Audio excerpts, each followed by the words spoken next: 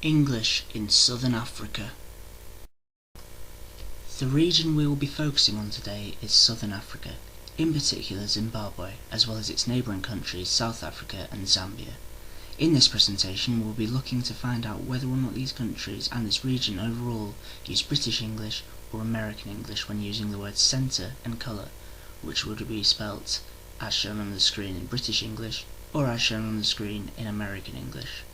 We will do this by using the data mining technique to conduct research that I believe would be helpful to researchers, such as those that both write in and use the International Journal of Language, Society and Culture to gain a knowledge of the use of English in the region of Southern Africa.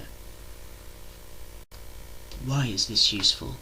This research will be very useful to readers of the International Journal of Language, Society and Culture because it very much keeps to the theme of that particular journal.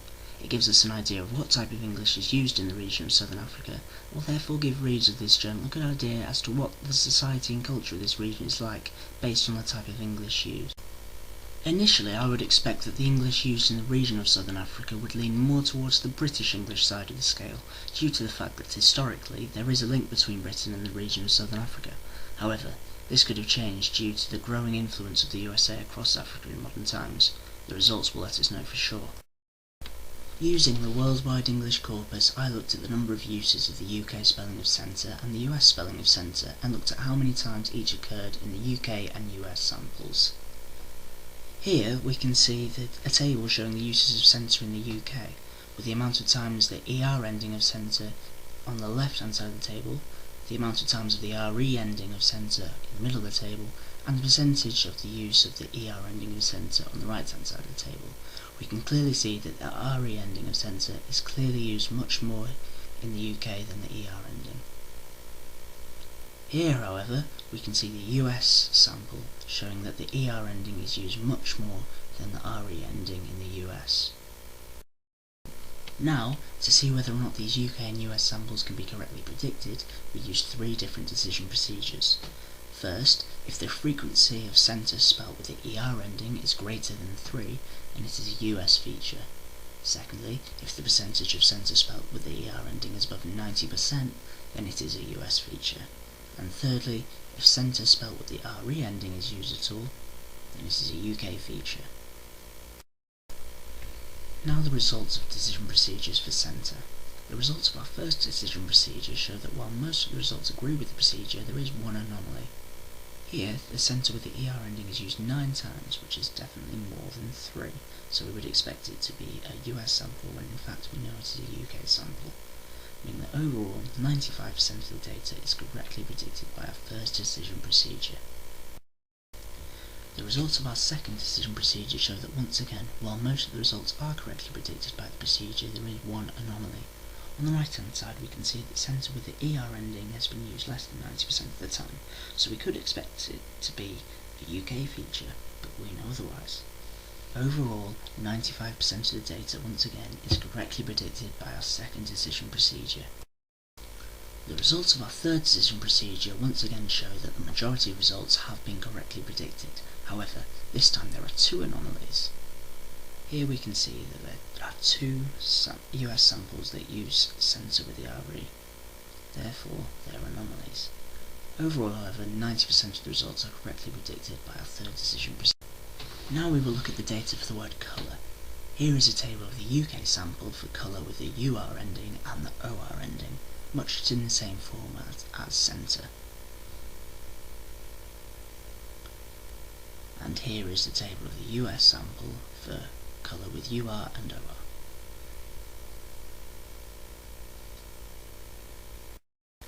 Now the decision procedures for colour. Firstly, if colour spelt with OR at the end is used less than 3 times, then it is a UK feature. Secondly, if colour spelt with UR at the end is used less than 4 times, then it is a US feature. And thirdly, if colour spelt with OR at the end is used more than 5 times, then it is a US feature. The results for our first decision procedure shows that all of the results are correctly predicted, and it is therefore 100% accurate. The results of our second decision procedure show that while most of the results are correctly predicted, there are a couple of anomalies shown on the screen here. Overall, however, 90% of the results are correctly predicted by our second decision procedure. In our third and final decision procedure, the results show that the majority of the results are correctly predicted with the exception of one anomaly shown on the screen. Overall, 95% of the results are correctly predicted by a third decision procedure. Because the results were correctly predicted by our decision procedures to a high percentage, we can now accurately look at the data from Zimbabwe, South Africa and Zambia when determining whether or not the region of Southern Africa uses British or American English, and be confident that we will be able to distinguish between the two. Using the Worldwide English Corpus and focusing on Zimbabwe, I searched for the frequencies of centre and colour to find out whether or not Zimbabwe uses British English or American English. Using the command for frequency, Ctrl F, I found that centre with the RE ending was used 189 times in Zimbabwe, while centre with ER was used twice. Overall, this means that out of all the times the word centre was used, the spelling centre with RE at the end was used 99% of the time. When searching for the frequency of the word colour in Zimbabwe, I found that colour with UR at the end was used 10 times, while colour with OR was used once, meaning that out of all the times the word colour was used, the spelling with UR at the end was used 91% of the time. Using the evidence of these two words, we can clearly see that Zimbabwe uses British English rather than American English when it comes to the words centre and colour.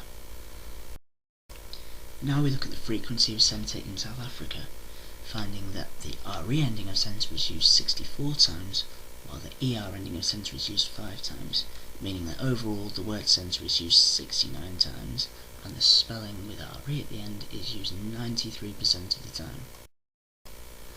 Looking at the word colour, we found that the UR ending of colour was used 100 times, while the OR ending of colour was used 3 times, meaning that overall, the spelling with UR at the end was used 97% of the time. Overall, like Zimbabwe, the evidence here clearly shows that South Africa also favours British English over American English when it comes to using the words centre and colour. Now we look at Zambia.